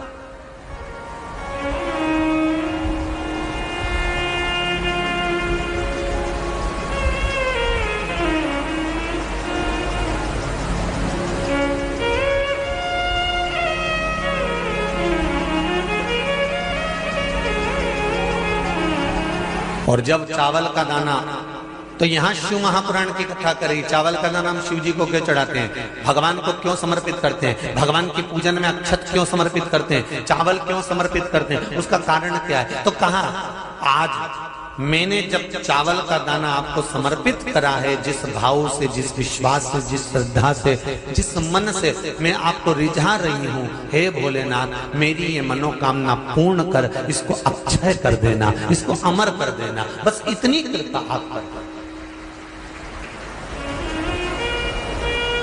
अब किसी ने पूछा एकादशी के दिन चावल चढ़ाए कि नहीं चढ़ाए, तो यहां तो सीधी सीधी बात है, बीमारी देखकर थोड़ी ना आती है कि नवरात्र चल रहे हैं कि सावन का सोमवार चल रहा है, बीमारी तो बीमारी। तुम चावल मत खाओ। तिरुपति कौन कौन गया? हाथ उठाओ। ठीक है। जगन्नाथ जी कौन कौन गया? हाथ उठाओ। हाँ ठीक है। द्वारका जी कौन कौन गया? हाथ उठाओ। ठीक है। बद्रीनाथ कौन कौन गया? हाथ उठाओ। ठीक है। एकादशी के दिन कभी तुम बद्रीनाथ चले जाओ, एकादशी के दिन तुम द्वारका चले जाओ, एकादशी के दिन तुम तिरुपति चले जाओ, एकादशी के दिन तुम जगन्नाथ चले जाओ, एकादशी के दिन तुम्हारी मर्जी पड़े भगवान के किसी धाम में चले जाओ और भगवान को भोग लगाओ और उनकी थाली को झांक कर देखना, उसमें चावल जरूर मिलेगा। उसमें ऐसा नहीं है कि चावल नहीं मिलेगा। बद्री नारायण में भगवान को चावल का भोग लगा हुआ मिलेगा, द्वारका में चावल का भोग लगा हुआ मिलेगा, आपको जगन्नाथ में चावल का भोग लगा हुआ मिलेगा, तिरुपति में मिलेगा, द्वारकाधीश में मिलेगा, नाथू द्वारा में मिलेगा, सांवरिया सेठ में मिलेगा, काकरोली जी में मिलेगा। आप जहां जाओगे वहां पर एकादशी के दिन भगवान को चावल आएगा, क्योंकि भगवान के लिए परहेज नहीं है। जो काम में डूबा हुआ है, जो आसक्ति में डूबा हुआ है, जो लोभ में डूबा हुआ है, जो वासनाओं में डूबा हुआ है, जो तृष्णा में डूबा हुआ है, और जो माता के गर्भ से जन्म लिया, एकादशी के दिन चावल उसको नहीं खाना। अब हमारे यहां तो कहावत में कहते हैं, राम जी की जब स्तुति गाते हैं तो कहते हैं, भय प्रगट, आती है आप लोगों को? एक लाइन तो आती होगी, गाओ जरा। भय प्रगट दीन कौशल्या। अब रामचरितमानस में कहा भय प्रगट कृपाला। प्रगट मतलब एकदम सामने आ गए। यहां लिखा है पेदा भय लाला। अगर तुलसीदास जी लिखते तो जन्म लिया होता राम जी ने, तो तुलसीदास बाबा लिख देते कि पैदा भय, माता के गर्भ से इनका जन्म हो। नहीं नहीं नहीं, यहाँ कहा भय प्रगट कृपाला दीन कौशल्या। यहाँ प्रगट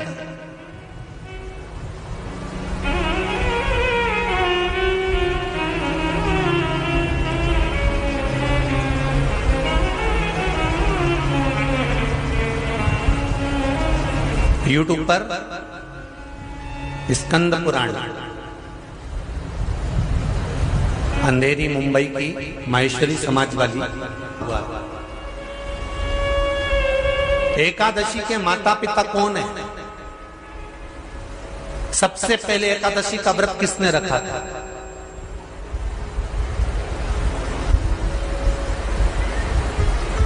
एकादशी का जन्म स्थान कहां है?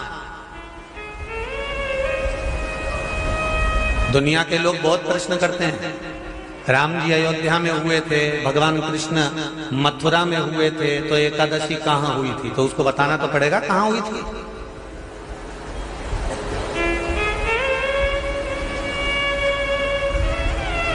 उसमें हमने वर्णन किया कि एकादशी के माता पिता कौन है, एकादशी का व्रत सबसे पहले किसने करा, एकादशी का जन्म कहां हुआ,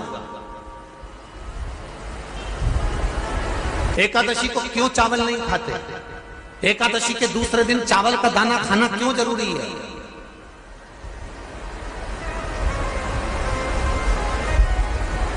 कौन सा तीर्थ है जहां एकादशी को उल्टा लटका दिया। एक एक चीज का वर्णन स्कंद पुराण सब चीजों का वर्णन कर देते हैं। प्रत्येक तो यहां जो वर्णन आया कि आप मनुष्य जो माता पिता के गर्भ से, माता के गर्भ से जन्म लिया हो, संसार में जिसका जन्म हुआ हो और मृत्यु लोक में गर्भ की कैद में रहने के बाद जन्मा हो, उसको एकादशी के दिन चावल नहीं खाना चाहिए। महाराज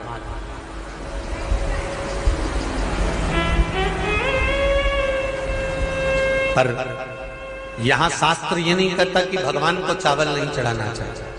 यहां शास्त्र कहता है आप शिव जी को चाहे एकादशी हो, चाहे द्वादशी हो, चाहे प्रदोष हो, चाहे पूर्णिमा हो, चाहे अमावस्या हो, चावल का दाना आप भगवान शिव को समर्पित कर सकते हो और ज्यादा नहीं। शंकर कभी ये नहीं कहते कि मुझे बहुत सारा चढ़ा। शंकर जी की कथा कहती है कितना, मात्र एक चावल का दाना। हम तो उनसे भी कहेंगे जो लोग कहते हैं ना कि हम आज हमारा सावन का महीना है तो आज हमें भगवान को 1.25 लाख बेलपत्र चढ़ाएंगे, तो कोई कहता हम 1000 बेलपत्र चढ़ाएंगे, तो कोई के हम 5000 चढ़ाएंगे, कोई के हम 50,000 चढ़ाएंगे। मेरा निवेदन केवल इतना है, तुम तो एक चढ़ा। और ये भी जरूरी नहीं है, एक बेलपत्र भी कब चढ़ाई जाती है शंकर भगवान को, जब तुमने किसी एक बेलपत्र का पेड़ लगाया होगा और वो पेड़ बड़ा हो गया होगा, तब तुम हकदार बनते हो कि किसी के पेड़ की बेलपत्र तोड़कर शिव को चढ़ाई जाए। लगाया पेड़ में। सबसे पहला नियम एकादशी व्रत का सबसे पहला नियम है कि आप जिस दिन व्रत करो उसके एक दिन पहले भक्ति का संचार इस हृदय में कर लो। भक्ति का संचार इस हृदय में कर लीजिए। जिस दिन आप व्रत करो, जैसे एकादशी का व्रत कर रहे हो तो दशमी के दिन शाम का समय जब आवे, रात्रि जब होने लगे, शाम का समय आवे और रात्रि का आप जब भोजन ग्रहण करो तो उस भोजन में कोई ऐसा पदार्थ ग्रहण मत करिए जिस पदार्थ के कारण आपकी एकादशी बिगड़ जाए।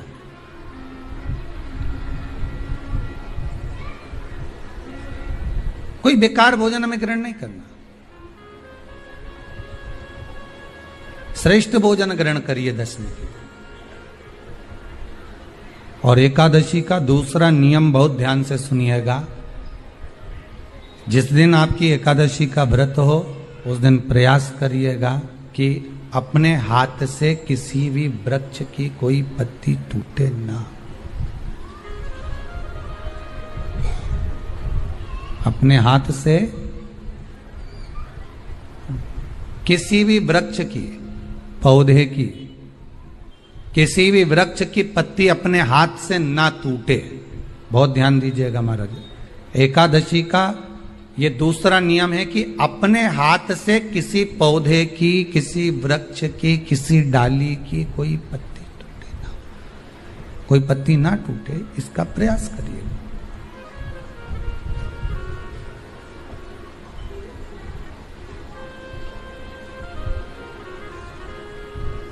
कितना सुंदर व्याख्यान कहा है, कितना सुंदर वर्णन है महाराज कि मात्र एकादशी का व्रत कर लेने पर मात्र एकादशी का व्रत कर लेने पर।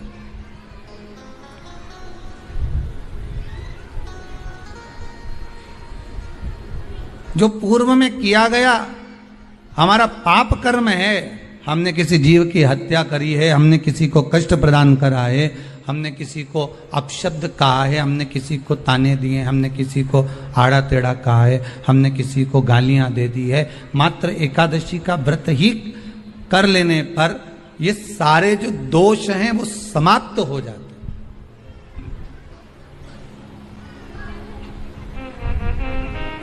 सारे दोष हमारे समाप्ति पर आ जाते हैं।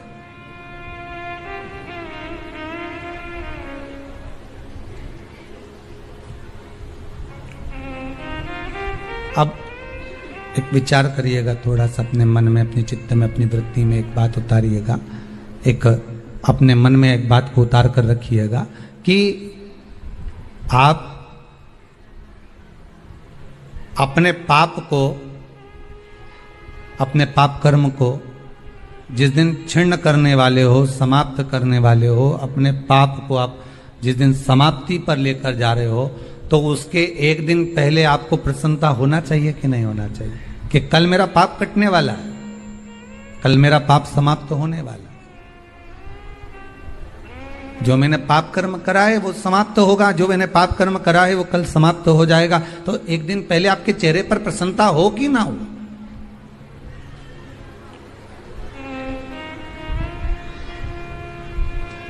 और चेहरे पर वो प्रसन्नता आपके आना चाहिए कि कल मेरा एकादशी का व्रत है, आज दशमी है, कल एकादशी का व्रत है, तो कल मेरी जब एकादशी का व्रत रहेगा तो मेरा ना जाने कितना कितना पाप, कितना असत्य, कितना झूठ, कितना प्रपंच वो समाप्त हो जाएगा। इसमें मुझे प्रसन्नता हो, इसमें मुझे आनंदता हो।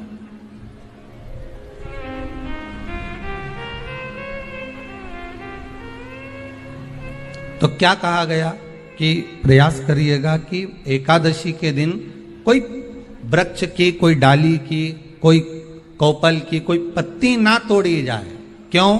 तो कहा अगर उस पत्ती को हम तोड़ देते हैं, वृक्ष की पत्ती को या क्यारे में लगी हुई कोई डाली की पत्ती को हम तोड़ देते हैं, तो एकादशी का पुण्य फल प्राप्त नहीं होता, एकादशी का कोई फल हमारे खाते में नहीं जाता, पुण्य फल प्राप्त। अब फिर भले तुम चाहे तुमने मोरधन खाया हो, चाहे तुमने फिर चिप्स खाई हो, चाहे तुमने फिर व्रत का कितना ही सामान खा गए हो और तुमने सोचा कि आज मेरी एकादशी है, तो फिर उसका कोई फल प्राप्त नहीं है, उसका कोई सुख प्राप्त नहीं है आपको, फिर उसका कोई आनंद प्राप्त नहीं है आपको, फिर उसमें कोई आनंद की अनुभूति आपको नहीं मिल रही। कितनी एकादशी है? जम के बोलो। 26। जो भगवान विष्णु के पास जाकर निवेदन करी थी वो निर्जला थी, निर्जला।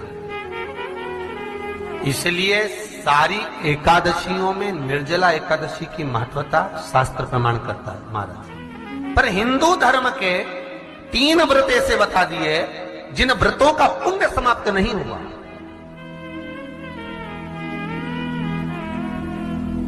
हिंदू धर्म के 3 व्रत ऐसे हो गए जिनका पुण्य समाप्त नहीं हुआ महाराज। क्यों? जिनका पुण्य प्रबलता में बढ़ता गया। पहले नंबर पर एकादशी, दूसरे नंबर पर प्रदोष और तीसरे नंबर पर शिवरात्रि। एकादशी आकर खड़ी हुई। अब निर्जला के दिन शिव महापुराण की कथा कहती है, स्कंद पुराण कहती है कि आप वर्ष भर की एकादशी का क्रम भले ना करें, पर निर्जला एकादशी के दिन जो तुलसी हम ठाकुर जी को समर्पित करते हैं, वो तुलसी, ध्यान देना, वो तुलसी अगर मान लो आपके पास में रखी है, निर्जला एकादशी के दिन भगवान ठाकुर जी को, शालिग्राम जी को, लड्डू गोपाल जी को आपके घर में, आपके मंदिर में जो आपने भगवान को तुलसी समर्पित करी है, वो तुलसी मान लो तुम्हारे पास रखी है और कोई व्यक्ति को बहुत बहुत ज्यादा कष्ट है शरीर में, बहुत कष्ट है, थोड़ी सी वो तुलसी चढ़ी हुई ठाकुर के चरणारविंद की, आप उस जीव को दो तो सही, आधा घंटा इंतजार करो, स्वास्थ्य में अंतर आना प्रारंभ हो जाता है उस निर्जला का। क्योंकि निर्जला ऐसी एकादशी है जिसने जगत में जाकर देवताओं के पास जाकर निवेदन करा है जग कल्याण। जितनी भी माताएं एकादशी का व्रत करती, बहुत ध्यान से सुनना आज की कथा को। शायद जिंदगी में मिली ना मिली, और ये कथा का रिश्ता तो बहुत ध्यान से सुनना। स्कंद पुराण यहां तक कहती है कि इस कथा के चरित्र को जो श्रवण कर लेता है उसको 26 एकादशी करना भी नहीं पड़ती। इस एकादशी की केवल ये कथा सुनकर ही वो तर जाता है। बहुत ध्यान से सुनना इसको, कथा को। एकादशी के दिन जब आप जल शंकर को चढ़ाने तो रोज ही जाते हैं। जब एकादशी का दिन रहे और शंकर जी के मंदिर में आप जल समर्पित करें तो 3 बार मुख से स्वधा स्वधा स्वधा या स्वधा स्तोत्र का पाठ, जिसमें 12 श्लोक 2-4 हैं। पैसा तो आ रहा है और घर में टिक नहीं रहा। डॉक्टर में, पुलिस में, एक्सीडेंट आदि में, कहीं गलत जगह पर, व्यसन में अगर पैसा जा रहा है, जुए में, मांसाहार, मदिरा पान, या कहीं आया पैसा आने में कमी नहीं, आ रहा है पर टिक नहीं रहा, रुक नहीं रहा। कोई मांगने आ गया, दे दिया।